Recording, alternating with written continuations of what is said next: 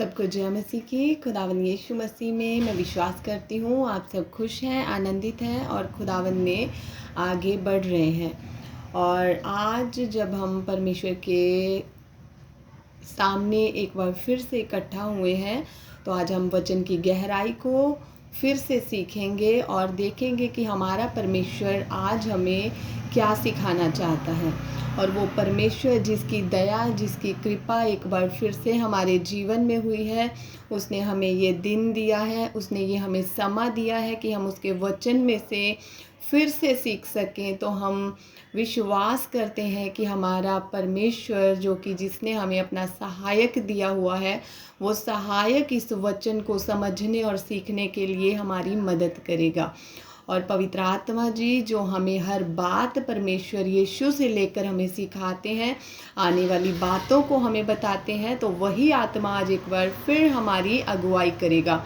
तो आइए सबसे पहले हम इस वचन के लिए प्रार्थना करेंगे कि हमारा परमेश्वर हमारी सहायता करे, क्योंकि मुझ में इतनी शक्ति और कुव्वत नहीं है कि मैं खुद एक बिंदु को भी समझ सकूं, क्योंकि पवित्र शास्त्र जो है परमेश्वर की आत्मा के द्वारा लिखा हुआ शास्त्र ग्रंथ है। और ये एक हथियार है जिसे समझना जो है परमेश्वर की मर्जी के अनुसार या परमेश्वर की समझ के बिना हम इसे नहीं समझ सकते हैं। अपनी बुद्धि से तो हम इसकी एक बिंदु को भी नहीं समझ सकते। फिर आज जब ये फिर एक बार हमें परमेश्वर के आत्मा के द्वारा दिया गया तो हम इसे गहराई से समझेंगे और परमेश्वर से सामर्थ्य मांगेंगे कि जो आज का वचन है वो हमें समझने के लिए खुदावंद अपनी बुद्धि, अपनी समझ, अपनी शब्द दे ताकि हम इस वचन को समझ सकें। धन्यवाद करते हैं जीवित अनुग्रहकारी खुदावंद यहोवा परमेश्वर स्वर्गीय पिताजी, हम आपका धन्यवाद करते हैं यीशु मसीह नासरी के नाम में। पिताजी एक बार फिर से आपकी हजूरी में आते हैं और प्रार्थना करते हैं कि आज के वचन को हमें समझने के लिए अकल, बुद्धि, सामर्थ्य दीजिए। आपका आत्मा पिता परमेश्वर सिर से लेकर पांव की तलियों तक अपनी बेटी को अपने कब्जा में कर ले, ताकि खुदावन तेरी बेटी अपनी बुद्धि का नहीं प्रभु तेरी बुद्धि का इस्तेमाल करे, तेरी आत्मा के शब्दों को बोले जो आपका आत्मा अपने बच्चों से बातें करना चाहता है, जो वचन को सिखाना चाहता है, जिस भेद को तेरा आत्मा खोलना चाहता है। प्रभु जी आप आकर मदद और सहायता करें, वरना खुदावंद खुदा हम में तो इतनी कुव्वत और शक्ति नहीं है कि हम तेरे वचन की गहराई को समझ सके। हे प्रभु परमेश्वर इस समय तेरी बेटी अपने ऊपर भरोसा ना रखते हुए संपूर्ण मन से अपने खुदा पर भरोसा रखे जो हमें समझने की शक्ति देता है। आइए पवित्र आत्मा जी वचन की गहराई को समझने और सीखने के लिए मदद और सहायता करें, यीशु के नाम में मांगते हैं, आमीन आमीन आमीन।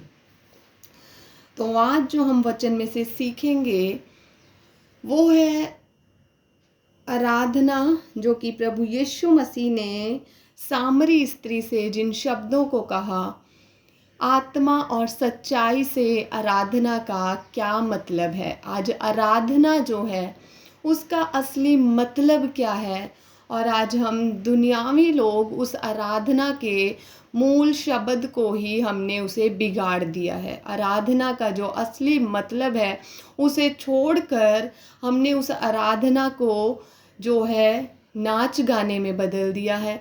उस आराधना को हमने अपने अनुसार, अपनी समझ और बुद्धि के अनुसार हमने उसे गीत में और उसे नाच गाने में, उसे मनोरंजन में बदल दिया है। तो असली जो परमेश्वर का मतलब है आराधना का वो क्या है, आज हम वचन में से सीखेंगे। तो देखिए मैं आपके सामने पढ़ूंगी यूहन्ना की पत्री उसका 4 अध्याय वचन 23 से पढ़ूंगी।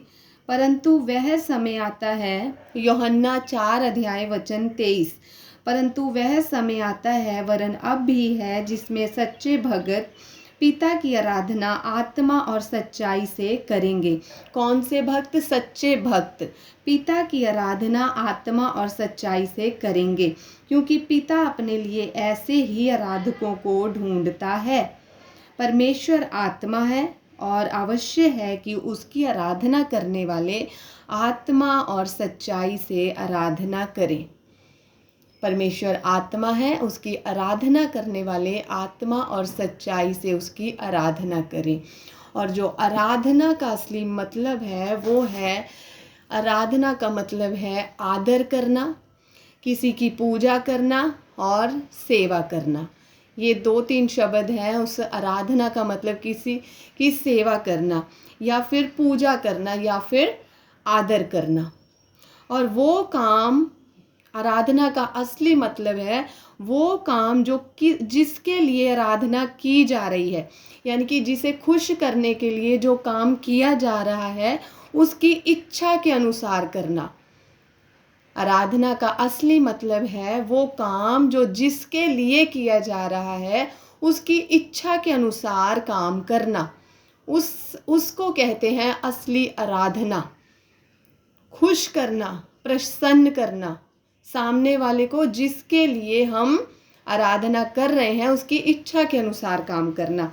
हम अब जो हमने आराधना, हम जब कहते हैं भी हम आराधना कर रहे हैं, यानी कि हम जब भजन गाते हैं, गीत गाते हैं, हमने उसे आराधना का नाम दे दिया। चर्चिज़ में आराधना का नाम जो है गीत गाने को, भजन गाने को परमेश्वर की आराधना का नाम दे दिया। लेकिन असली आराधना का मतलब ये नहीं है। आराधना का मतलब हम देखेंगे कि क्या है आराधना। पहला इतिहास, उसका वचन, पहला इतिहास वचन 37 से मैं आपके लिए पढ़ूंगी, 37 पढ़ूंगी, फिर 40 पढ़ूंगी। ये उस समय की बात है जब परमेश्वर का जो संदूक है, वाचा का संदूक, दाऊद के नगर में लाया गया। और उस जहाँ पर वो संदूक जब स्थापित कर दिया गया, रख दिया गया, उसके बाद दाऊद ने जो है यरूशलेम और गिबोन में आराधना करने के लिए कहा। क्या थी वो आराधना, देखिए। तब उसने वहाँ अर्थात यहोवा की वाचा के संदूक के सामने आसाप और उसके भाइयों को छोड़ दिया कि प्रतिदिन के प्रयोजन के अनुसार वे संदूक के सामने नित्य सेवा टहल किया करें। प्रतिदिन के वहाँ पर उसने वाचा के संदूक के सामने जो है आसाप और उसके भाइयों को छोड़ दिया, याजकों को वहाँ पर नियुक्त कर दिया कि ये है जो परमेश्वर की इच्छा के अनुसार प्रतिदिन के प्रयोजन, यानी कि परमेश्वर की इच्छा के अनुसार हर रोज वो काम, सेवा टहल किया करें।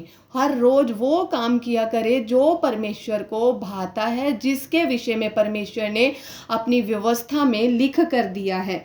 तो वहाँ पर 40 वचन में लिखा है कि वे नित्य सवेरे और सांझ को होम बलि की वेदी पर यहोवा को होम बलि चढ़ाया करें। वो सवेरे और सांझ को होम बलि की वेदी पर यहोवा को होम बलि चढ़ाया करें और उन सब के अनुसार किया करें जो यहोवा की व्यवस्था में लिखा है, जिसे उसने इज़राइल को दिया था।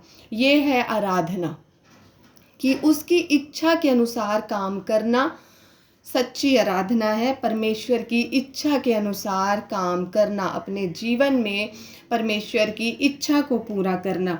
ये देखिए लिखा हुआ है कि उन सब के अनुसार किया करें जो यहोवा की व्यवस्था में लिखा है। जो नियम, जो कानून जो परमेश्वर ने हमें पूरा करने के लिए दिए हैं, कि आत्मा में चलने के लिए, हमें परमेश्वर ने लड़ाई झगड़ों से दूर रहने के लिए, हमें चुगली निंदा से दूर रहने के लिए, और जितनी भी आज्ञाएं हमारे परमेश्वर ने हमें दी हैं, अगर तो हम उसके अनुसार अपने जीवन में कर काम करके परमेश्वर को खुश कर रहे हैं, इट मीन्स कि हम परमेश्वर के सच्चे आराधक हैं। हम उसे खुश करने वाले सच्चे आराधक हैं। परमेश्वर किसी के नाच गाने से खुश नहीं होता। परमेश्वर को नहीं फर्क पड़ता कि इसकी आवाज़ कैसी है। अगर हम बहुत अच्छा सुर में गा रहे हैं तो भी परमेश्वर को इससे खुशी नहीं मिलती, क्योंकि परमेश्वर जानता है कि हम जो अच्छा भी गा रहे हैं, अगर हमारे मन में कूड़ा करकट भरा हुआ है, अगर हमारे मन में परमेश्वर की हम इच्छा के अनुसार नहीं चल रहे और हमारी आवाज़ बहुत मीठी और सुरीली है, अगर हम इस तरह से गा रहे हैं और फिर हम परमेश्वर को खुश नहीं कर सकते, क्योंकि परमेश्वर किसी की आवाज़ से खुश नहीं होता, परमेश्वर किसी के मुखड़े से प्रसन्न नहीं होता, परमेश्वर किसी की शक्ल सूरत पर नहीं जाता, परमेश्वर किसी के अमीरी गरीबी पर नहीं जाता। परमेश्वर जो देखता है इंसान का दिल देखता है, इंसान का मन देखता है, इंसान का स्वभाव देखता है, उसका चाल चलन देखता है।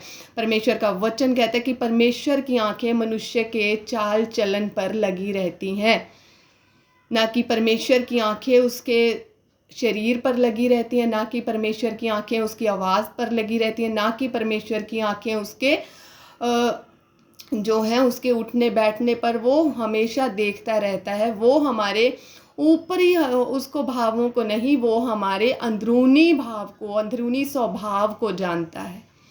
ऊपर से तो वो हमें जानता है, लेकिन अंदर से भी वही हमें जानता है जिसने हमें बनाया है। क्योंकि एक कंप्यूटर बनाने वाला जो है कंप्यूटर को ऊपर से तो उतना अच्छे तरीके से जानता है जितना वो उसके अंदर के पुर्जों को जानता है। इसी तरह से वो भी हमारा मैकेनिक है और उसने हमें बनाया है। वो हमारे अंदर की एक एक चीज़ को जानता है कि कहाँ पर किस हिस्से में हमारे खराबी है। तो इसी तरह से अगर हम परमेश्वर की इच्छा को अपने जीवन में पूरी कर रहे हैं तो हम परमेश्वर के सच्चे आराधक हैं। परमेश्वर को जो हम परमेश्वर के लिए गाते हैं वो उसे बोलते हैं गीत गाना। देखिए यहाँ पर भी लिखा हुआ है, उसके आगे मैं 42 वचन लिखूंगी। उसके संग, इन आराधकों के संग जो कि परमेश्वर की इच्छा के अनुसार उसकी सेवा टहल के लिए रखे गए थे, उनके संग उसने किनको रखा? उनके संग उसने गाने और बजाने वालों को, लिखा है बजाने वालों के लिए तुरहियां और झांझे और परमेश्वर के गीत गाने वाले बाजे, गीत गाने के लिए बाजे दिए। ठीक है जी, उनके संग उन्होंने गीत गाने वालों को भी रखा। इनको आराधक नहीं बोला गया है, गीत गाने वालों को, बजाने वालों को, उनको जो है गीत गाने वाला ही लिखा रखा है। और पीछे भी लिखा हुआ है 27, पहला इतिहास 15 का 27 में लिखा है, दाऊद और यहोवा की वाचा का संदूक उठाने वाले सब लेविये और गाने वाले और गाने वालों के साथ राग उठाने वाले का प्रधान हनन्याह, ये सब सन के कपड़े के बागे पहने हुए, उनको बोला जाता है गाने वाले, गीत गाने वाले परमेश्वर की। अब गीत गाना और आराधना करना ये दो चीज़ें हैं। जब हम गीत गाते हैं, परमेश्वर का भजन करते हैं, तब हम क्या करते हैं?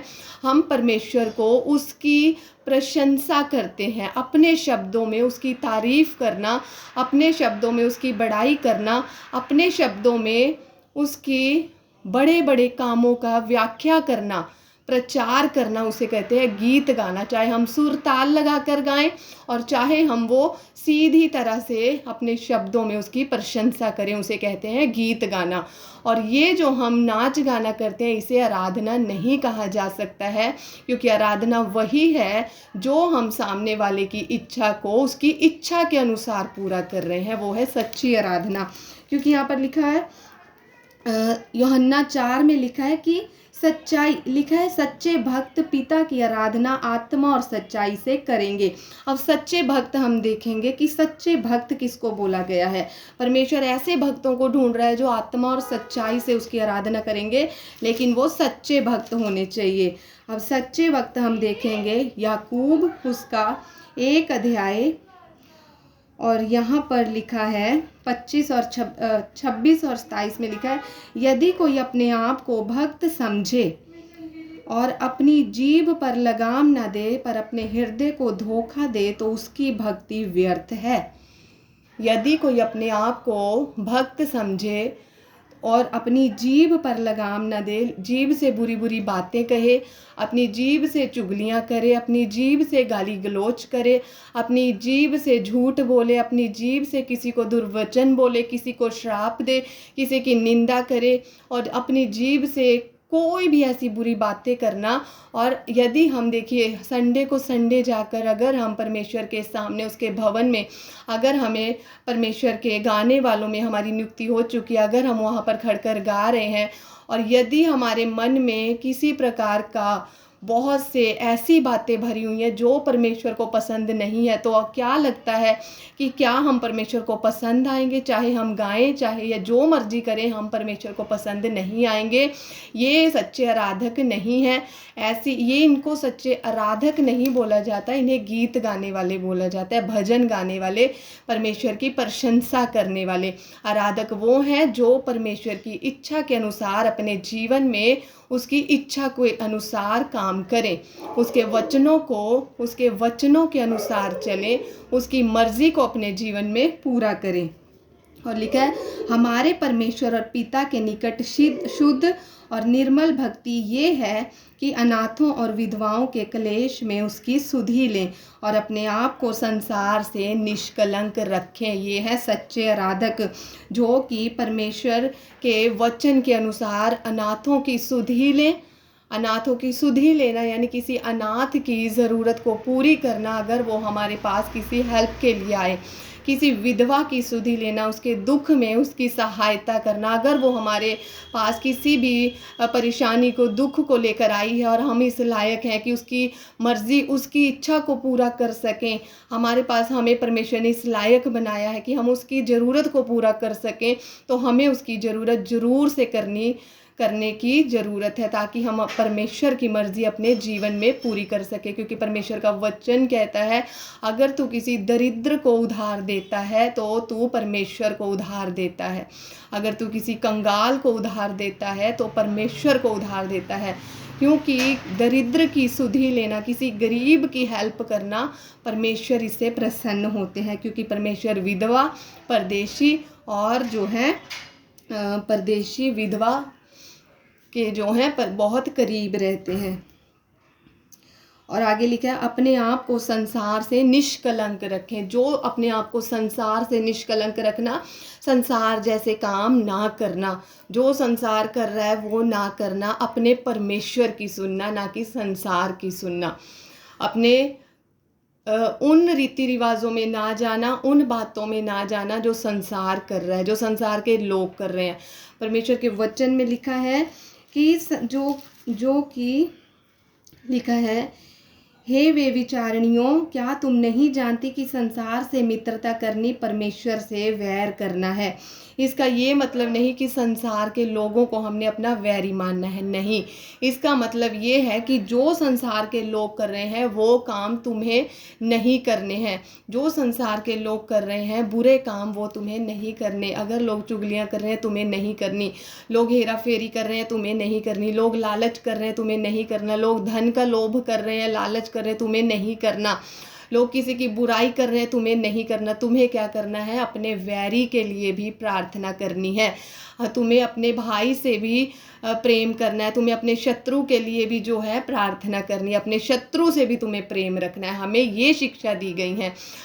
हम इन शिक्षाओं पे चलकर जो है परमेश्वर के सच्चे आराधक ठहरेंगे, जब हम परमेश्वर की इच्छा के अनुसार अपने परमेश्वर को नित्य होम बलि और नित्य जो है अन्न बलि चढ़ाएंगे। यानी कि नित्य अपनी परमेश्वर की मर्जी को अपने जीवन में पूरा करेंगे। अपने आप को निर्दोष, निष्कलंक, परमेश्वर को भावता हुआ बलिदान चढ़ाएंगे। जीवित अपने शरीरों को परमेश्वर के हाथों में दे देंगे, उसकी इच्छा के अनुसार इस्तेमाल होने के लिए।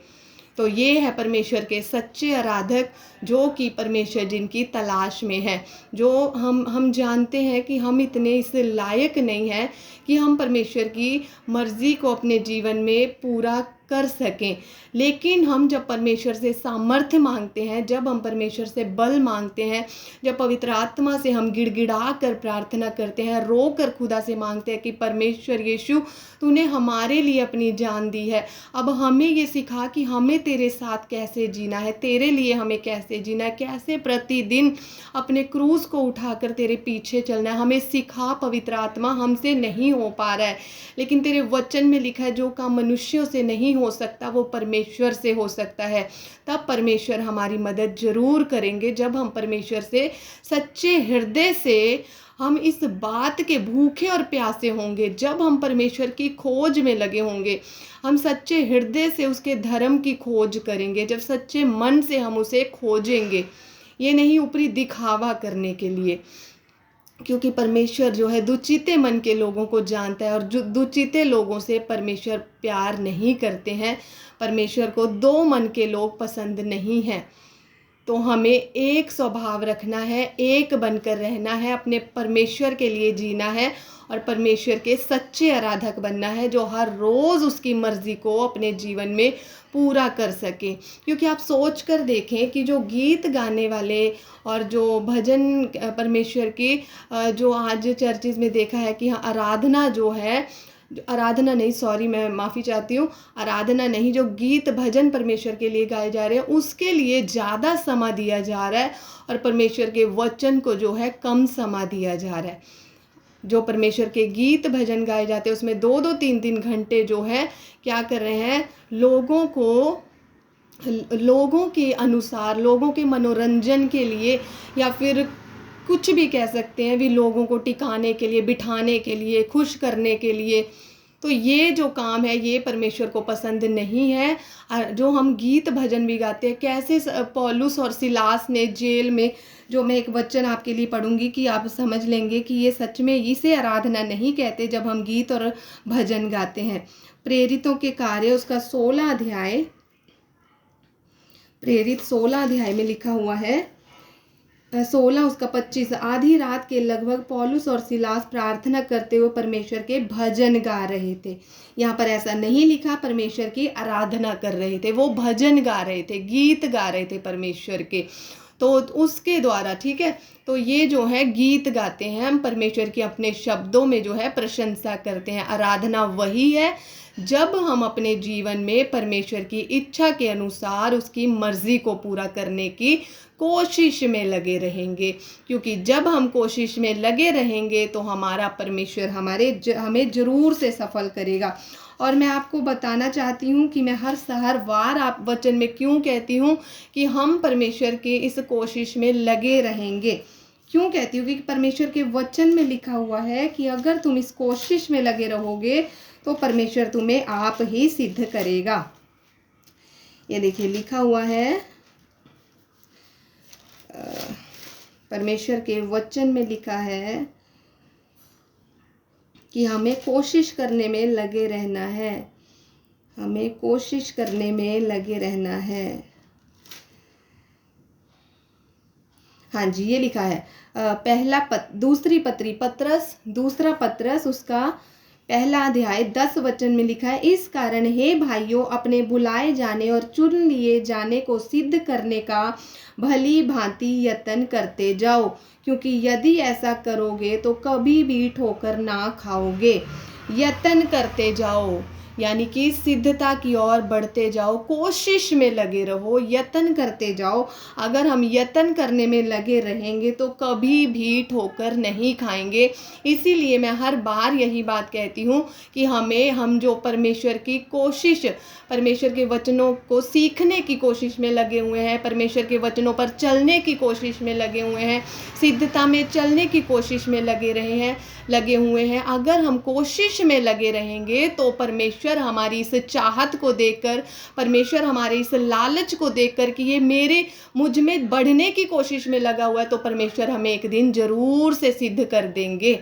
क्योंकि हमारा परमेश्वर सच्चा है, वो विश्वास योग्य है। और अगर हम इस कोशिश में ना लगे, अगर हम परमेश्वर के वचनों को अपने अंदर ग्रहण करने की कोशिश में ना लगे, अपने अंदर लेने की कोशिश में ना लगे, तो परमेश्वर भी हमें छोड़ देगा, त्याग देगा। क्योंकि परमेश्वर जो है उसने हमें स्वतंत्रता दे दी है। उसने कहा है अब तुम्हारे सामने मैंने जीवन और मृत्यु दोनों रख दिए हैं, अब तुम डिसाइड कर लो कि तुमने क्या चुनना है। लेकिन परमेश्वर चाहते हैं कि हम जीवन ही को चुने, हम सच्ची आराधना को चुने, हम आत्मा से चले, ताकि हम परमेश्वर के सच्चे आराधक सिद्ध हो जाएं, बन जाएं, और परमेश्वर को जो है उसकी जो है परमेश्वर जो ढूंढ रहा है उसकी ये तलाश जो है ख़त्म हो जाए। हालेलुया।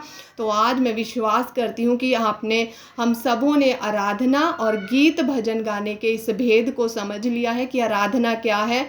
आराधना वही है जब हम परमेश्वर की इच्छा को अपने जीवन में उसकी इच्छा के अनुसार पूरा करेंगे, तो यही है सच्ची आराधना। तो हमें परमेश्वर के सच्चे आराधक बनना है, परमेश्वर की सिद्धता में बढ़ना है, परमेश्वर के वचन में बढ़ना है, दिन रात कोशिश में लगे रहना है, उसकी खोज में लगे रहना है। इस संसार की चीज़ों के पीछे भागकर अपने इस आत्मिक जीवन को हमें नहीं खोना है। हमें संसार के लिए नहीं, अपने परमेश्वर को खुश करने के लिए जीवन जीना है। हालेलुया। तो मैं विश्वास करती हूँ कि आज का वचन जो है हमें बहुत गहराई से समझ में आया। परमेश्वर के आत्मा ने हमारी मदद की और विश्वास करती हूँ ये वचन मेरे भाई और बहन आगे ज़रूर से फॉरवर्ड करेंगे। जो भी सुने, मैं परमेश्वर की बेटी, परमेश्वर की इस इच्छा को जो परमेश्वर अपने लोगों में बताना चाहते हैं, मैं आपसे विनती करती हूँ, निवेदन करती हूँ कि आप ज़रूर से जितने भी सुने, चाहे 2 सुने, 4 सुने, 5 सुने, आगे ज़रूर से फॉरवर्ड कर दे ताकि परमेश्वर के इन भेदों को आगे भी बता दिया जाए। परमेश्वर जो है अपने लोगों को सच्चाई की बातों को समझाना चाहते हैं। जय मसीह की। God bless you. खुदावंद हम सबों को आशीष और बरकत दे। जय मसीह की।